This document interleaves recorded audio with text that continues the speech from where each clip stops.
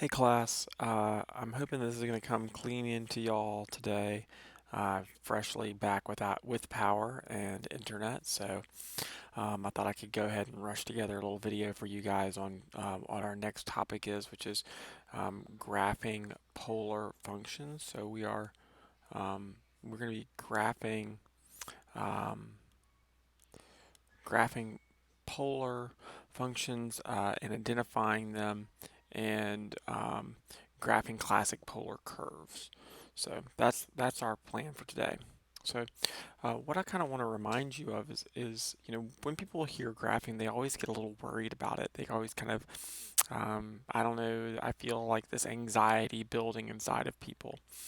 And so I just wanted to remind you when you've been graphing things, the first step you took when you learned to graph things on a rectangular coordinate system was you would get a table of values and you would make a table of points and you'd connect them and you'd connect them with as smooth of a curve as possible. So we're going to do the same thing just in polar now. And so to do that, we're going to pull in values from the unit circle. I could have pulled in other values, but to pull in ones that are going to be easier for me to calculate for the most part, that's going to be values that come from the unit circle because I know all the multiples of those values, and I can normally calculate these things no matter what the trig function is. And it's safe to do at least from 0 to 3 pi halves. In some cases, you're going to need to go all the way to 2 pi or even longer depending on what kind of function you see. So let's kind of go forward and kind of see an example. Yep. So obviously in this one I forgot to erase out my old answers, so we're just going to erase them out, pretend that these were never here. Whoops! See if I did that in the other one too. I did, so let's go ahead and get these out too for the next one. I think I erased them out of the third example, um, so let's just go through.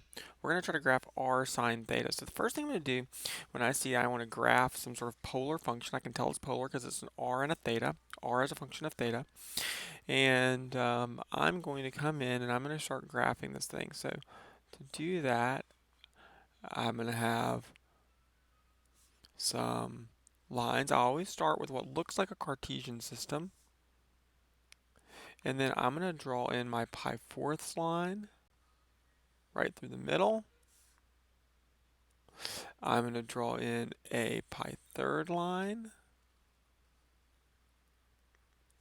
I'm going to draw in a pi sixth line. And we talked about theta equaling a constant. That's what these are. This was theta equals pi fourths, theta equals pi thirds, and theta equals pi sixths. Here's 3 pi fourths. Whoop, let me redo that one.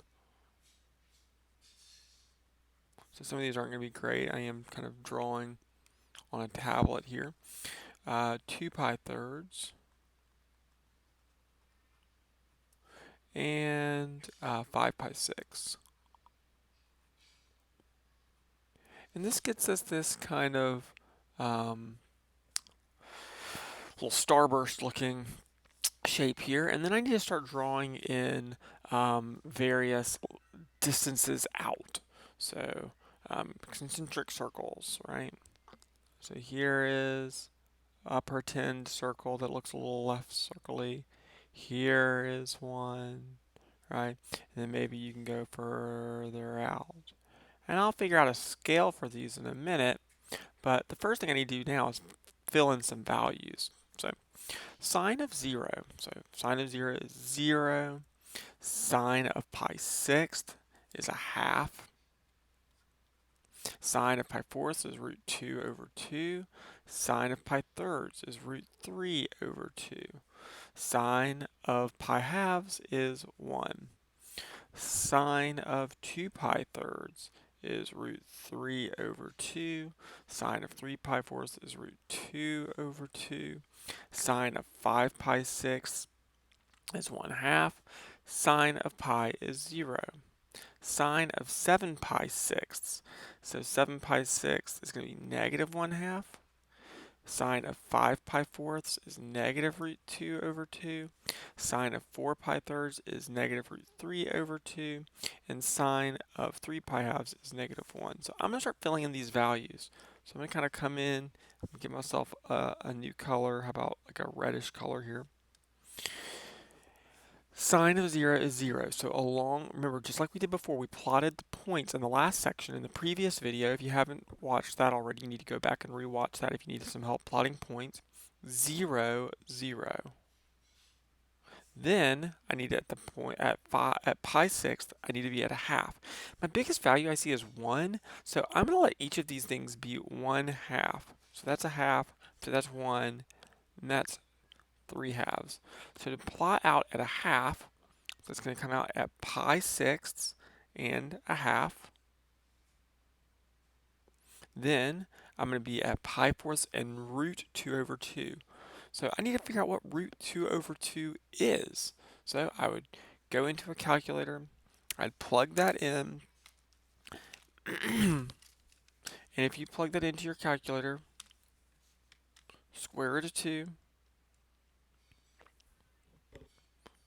divided by 2, you should get about 0.7. So 0.707 if I remember correctly. So that's about right here, pi fourths, root 2 over 2. Then I'm going to come in to pi thirds, which is root 3 over 2. I think that's about 0.866. So up here somewhere. And then all the way out at pi halves, we're at 1. Then we're back to 0.866, back to 0.707, back to 1/2. And then at pi, we're back at 0.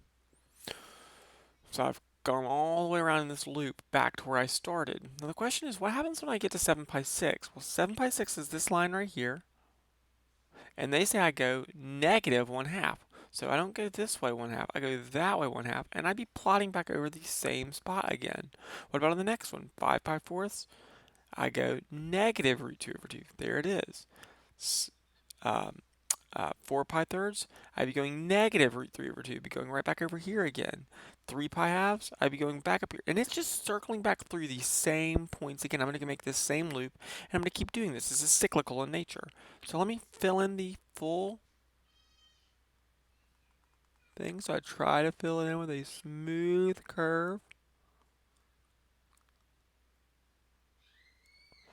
And if I was better at drawing things to scale, then what we would have here is a circle.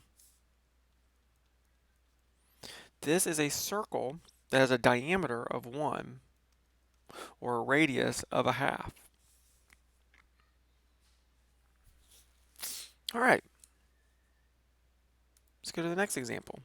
R equals cosine theta. So let's fill in our values first. Cosine of 0 is 1. Cosine of pi 6 is root 3 over 2. Cosine of pi fourths is root 2 over 2. 1/2. Pi halves is 0. Then we, at 2 pi thirds, cosine would be negative. So I'd be at negative 1/2. Then negative root 2 over 2.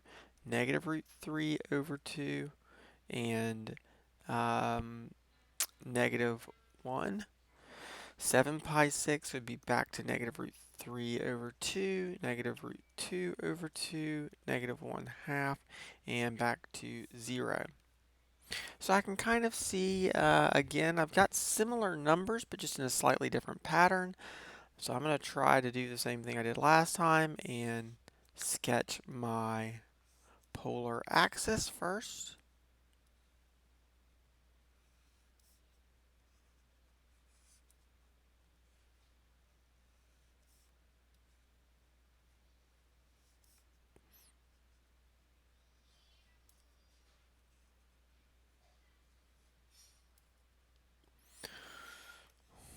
One's concentric circles going out pretty terribly.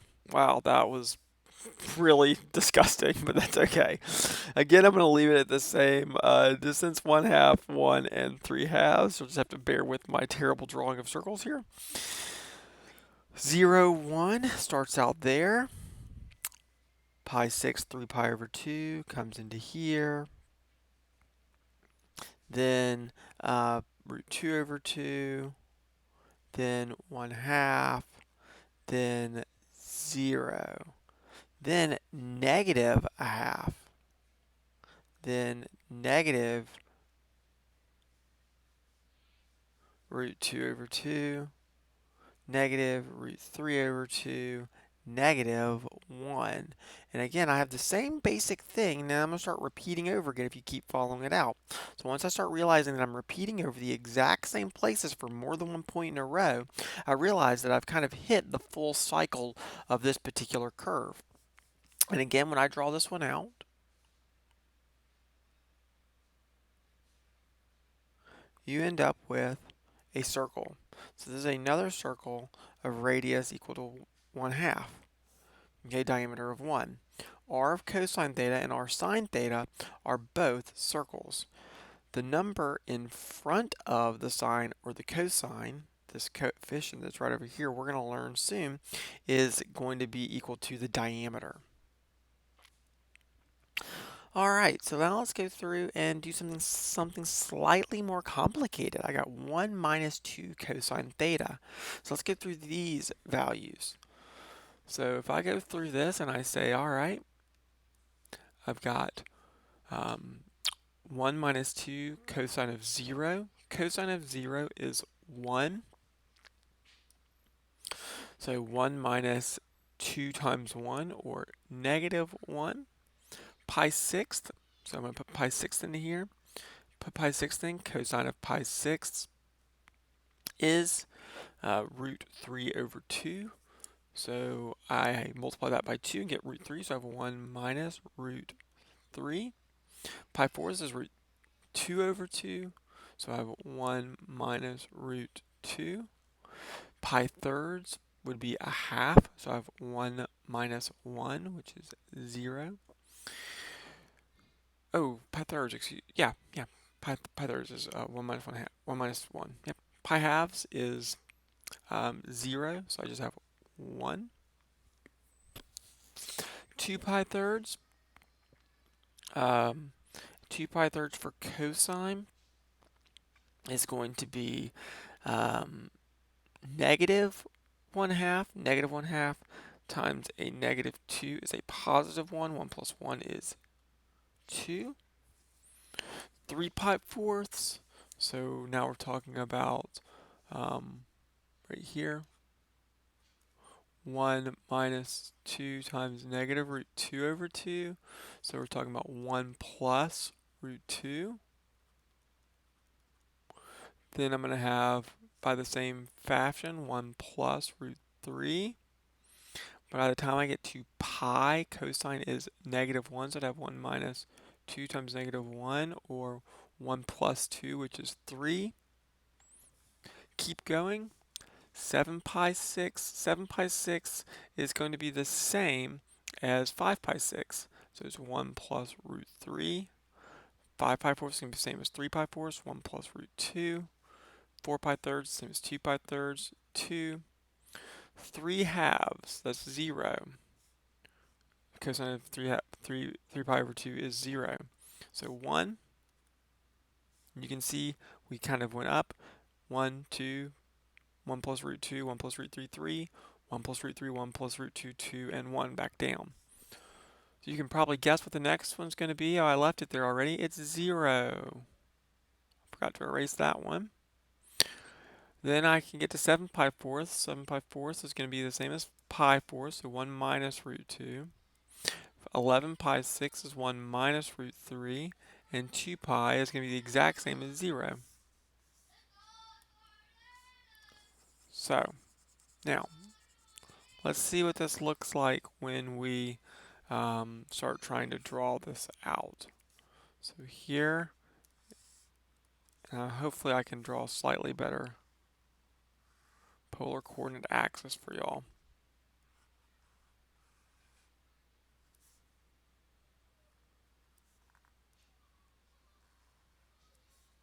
So let's see. Gonna come up,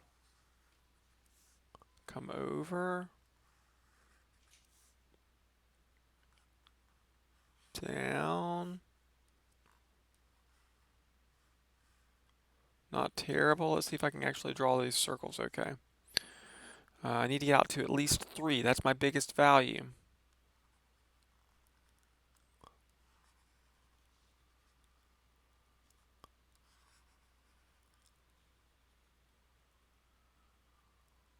Okay, that's not terrible. I've drawn way worse, like the last problem.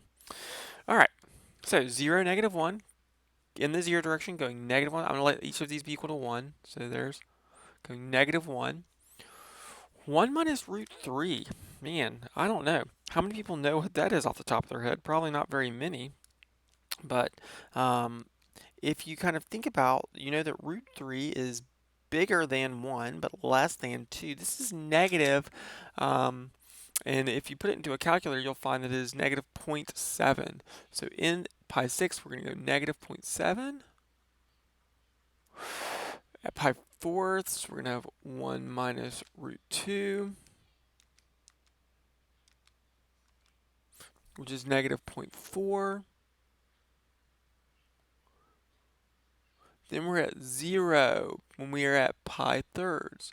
At pi halves, we're at 1. So I want you to see how this is going. This is going to follow, this curve is going to follow the dots in order now. In order.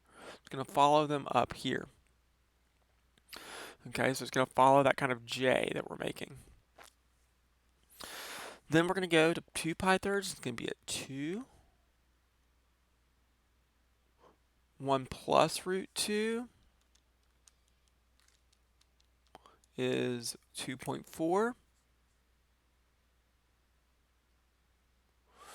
1 plus root 3 is going to be about 2.7. 3 out here. So if I follow this in so far, I'm just going to kind of color in what we have so far. I'm making this kind of a curve so far. 7 pi 6, 1 plus root 3 again, then 1 plus root 2 again, then 2, then 1. So coming back, whoops, coming back down. By the time I get to 5 pi thirds, that's this one right here, along this line right here, we're back at 0 again, back at the pole. So we're going to connect back to the pole. Then we're going to have 1 minus root 2, which we've talked about before, was about negative 0.4-ish. That was at 7 pi fourths. Then we're at negative 0.7-ish.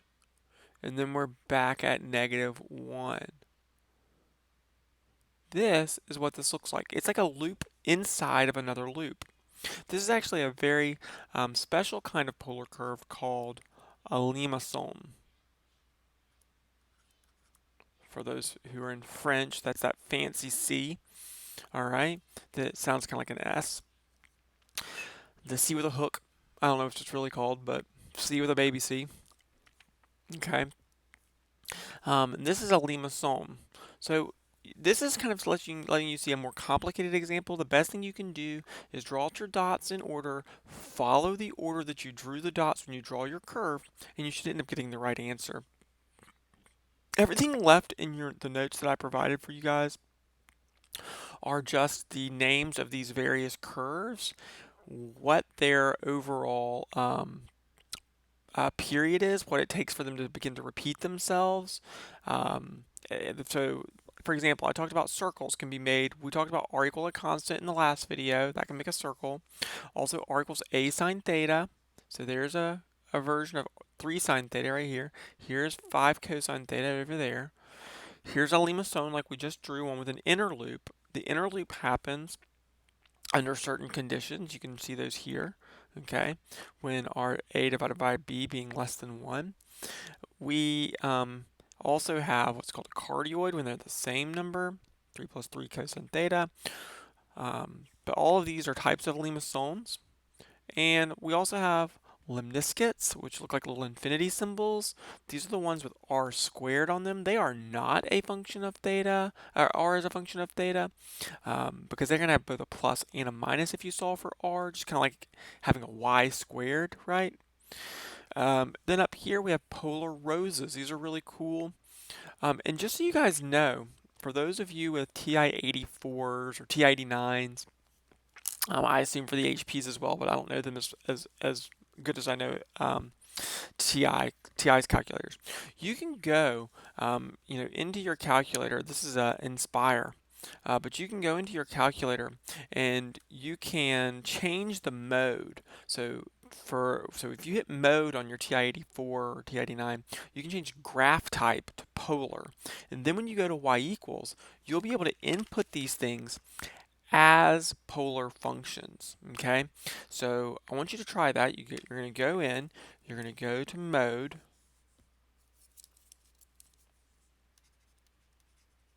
and you're going to change graph type to polar. Then go to y equals, and you should see r equals now. And when you type in x, it should put a theta instead. What would normally be x would now be theta. So you should be able to put these things in that way. And then you should be able to go to the table of values. And like I've shown you before in class, you can make it to where it's going to ask you those independent variables so that you can input the values of theta and get out the table of values. That'll help your work go a lot faster for the assignment that I gave you. All right, guys, so I think that pretty much covers what you need to know for this. If you have questions, feel free to comment, right? Or you can either comment here on the YouTube video or you can comment back on our Google Classroom. You can send me an email. I'd be happy to try to answer the best I can. I know you guys are going to do a great job. Just don't stress out. Take your time. Plot those points really slowly. Go back and look at the thing about plotting points if you get stuck. And make sure you remember to make a smooth curve when you're drawing. All right, guys. See you soon.